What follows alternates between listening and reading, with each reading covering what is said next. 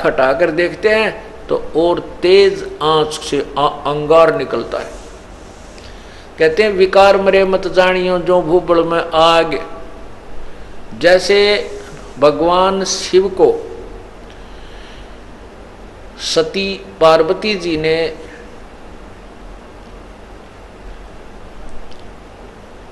धोखा दे दिया, जैसा कि उन्होंने माना। कैसे कि श्री रामचंद्र जी सीता वियोग में जब सीता का अपहरण हो चुका था तो रामचंद्र जी बहुत बुरी तरह पछाड़ खा खा कर रो रहे थे, डकरा रहे थे, पशुओं से पक्षियों से पूछ रहे थे मेरी सीता देखी, मेरी सीता देखी, कहाँ गई, किसने। तो ऊपर से भगवान शिव और पार्वती बैठे थे। भगवान शिव ने उनको प्रणाम किया, श्री रामचंद्र जी को। पार्वती ने कहा कि आप किसको प्रणाम कर रहे हो, आप तो महादेवों के देव हो। तो उसने कहा कि ये सामने भगवान विष्णु अवतार हैं, ये मेरे बड़े भाई हैं, उनको प्रणाम कर रहा हूँ। वो कहने लगी ये भगवान है? कहाँ ये भगवान है। पार्वती बोली कि मैं नहीं मानूं, भगवान और रो रहा है। भगवान रोते हैं कभी? तो भगवान शिव ने कहा कि इनकी पत्नी ये लीला करने आए हुए हैं, इनका यहाँ ऐसे ऐसे जन्म है और इनकी पत्नी को कोई उठा ले गया है, उसके वियोग में रो रहे हैं, सीता के वियोग। तो पार्वती जी के मन में ये बात आई कि मैं इनकी परीक्षा लूँगी। भगवान शिव से कहा कि मैं श्री रामचंद्र जी की परीक्षा लूँगी, मैं सीता रूप बनाऊँगी, इनके सामने जाऊँगी, यदि मुझे पहचान लेंगे मैं पार्वती हूँ तो मैं इन्हें भगवान मान लूँगी, अन्यथा नहीं। भगवान शिव ने कहा कि यह गलती मत कीजिए, तुम मेरे काम की नहीं रहेगी। तब तो उन्होंने कह दिया अच्छा जी मैं नहीं परीक्षा लूँगी, लेकिन भगवान शिव का इधर उधर होते ही उसने तुरंत सीता रूप बनाया और श्री रामचंद्र जी के सामने पहुंच गए। तब रामचंद्र जी ने कहा कि हे दक्ष पुत्री, आप यहाँ कैसे आए, भगवान शिव को कहाँ छोड़ाए? बड़ी शर्मिंदा हुई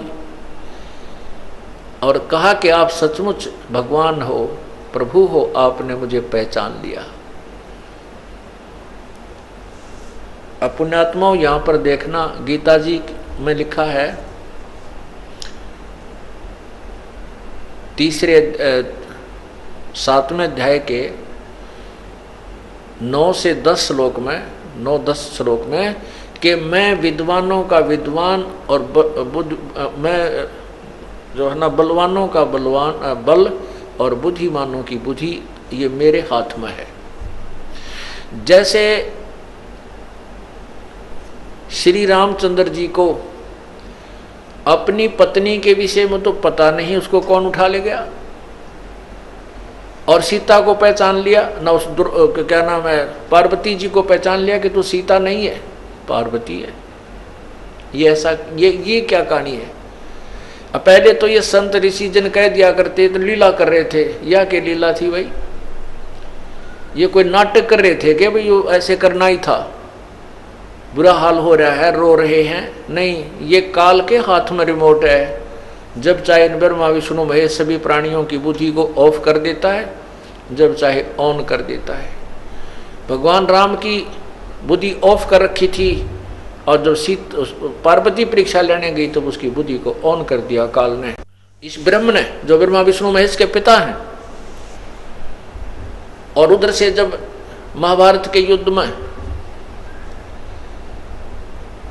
अर्जुन को शक्ति दे दी और ना जाने कितने सैनिकों की हत्या कर डाली उसने, और वही अर्जुन, वही धनुष, जब भगवान श्री कृष्ण जी की मृत्यु के उपरांत और यादवों का जो पूरा द्वारका ही नष्ट हो गई थी, पूरा कुल नष्ट हो गया था, उसके बाद श्री अर्जुन जो है गोपनियों को और भगवान श्री कृष्ण जी की 16,000 रानियों को लेकर के आ रहा था। रास्ते में जंगली लोगों ने अर्जुन को पीटा और सभी औरतों के गहने छीन ले गए, लूट लिया उनको, और कुछ एक औरतों को भी अपने साथ ले गए। अर्जुन का हाथ भी ना उठा। वही धनुष था, वही अर्जुन था। तब अर्जुन रोता है कि ये कृष्ण बड़ा छलिया था, इसने हमारे साथ धोखा ही धोखा किया। जब हमारे से पाप करवाना था, जब मुझे शक्ति दे दी, और आज मैं खड़ा खड़ा पिट रहा हूँ, वही अर्जुन हूँ और वही बाण है। आज मेरे से बाण उठाया भी नहीं जा रहा है, मेरी शक्ति कहाँ गई। परमात्मा बंदी छोड़, कबीर साहब कहते हैं, जो तुम्हें सबको नचा रहा उसका तो तुम्हें पता नहीं। श्री कृष्ण छलिया नहीं था, ये तो वो काल था जो इनको सबको नचा रहा है। अब उधर से भगवान श्री शिव जी को पता चला कि पार्वती आप परीक्षा लेकर आई हो। अब ऑन कर दी बुद्धि काल ने उसकी, शिव जी की, कि नहीं तू परीक्षा लेकर आई है। तब वो शर्मिंदा होगी, न बोली गलती बन गई मेरे से। तो उसने कहा भगवान शिव ने कि आज से तू मेरे लिए पत्नी रूप में स्वीकार्य नहीं है, क्योंकि आपने मेरे बड़े भाई की पत्नी का रूप धारण कर लिया, सीता जी का रूप धारण कर लिया, इसलिए मेरे लिए तू माँ के तुल्य होगी। और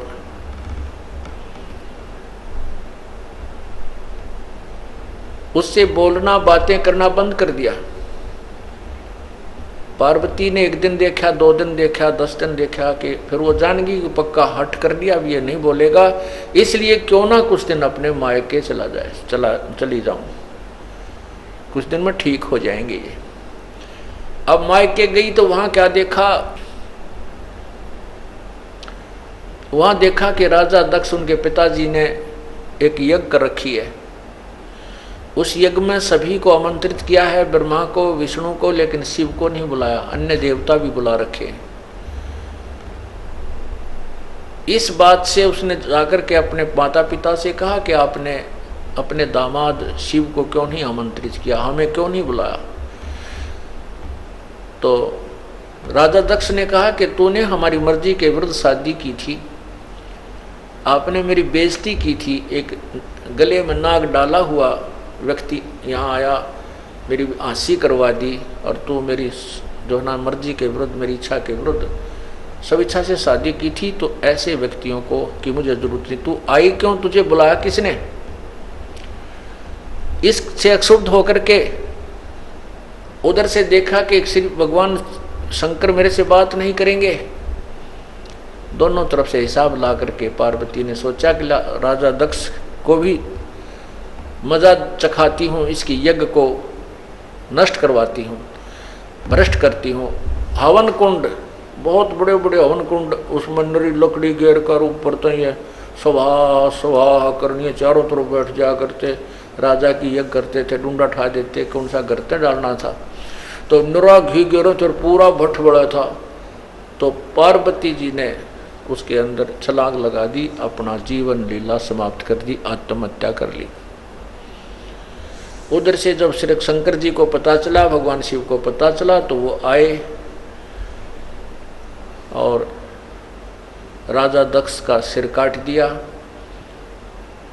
उधर से फिर उसको एक बकरे का सिर लगा दिया। काफी प्रार्थना से लंबी कहानी है। हम जो विषय अपना आज सब्जेक्ट है, हम उसी पर चलते हैं। आज का जो सत्संग का विषय है, उसके बाद क्या होता है कि भगवान श्री शिव जी ने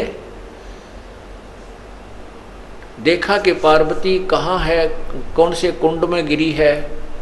तो उन्होंने उसमें गिरते ही तुरंत ही उसको अधजली सी वह जल गई थी, लेकिन कंकाल शेष रह गए थे, उसको बाहर निकाल दिया था। बाहर पड़ी थी वो हड्डियां, अस्थियां शीघ्र ही बाहर निकाल दिया था, लेकिन वो जल चुकी थी, समाप्त हो गई थी, अस्थि शेष थी। तो भगवान शिव जी ने उस पार्वती जी की, सती जी की उस अस्थियों को पार्वती समझ के, इतना मोह, ओए होए, काम, क्रोध, मोह, लोभ, अहंकार, लोभ, मोह, ये मोह प्रमाण देते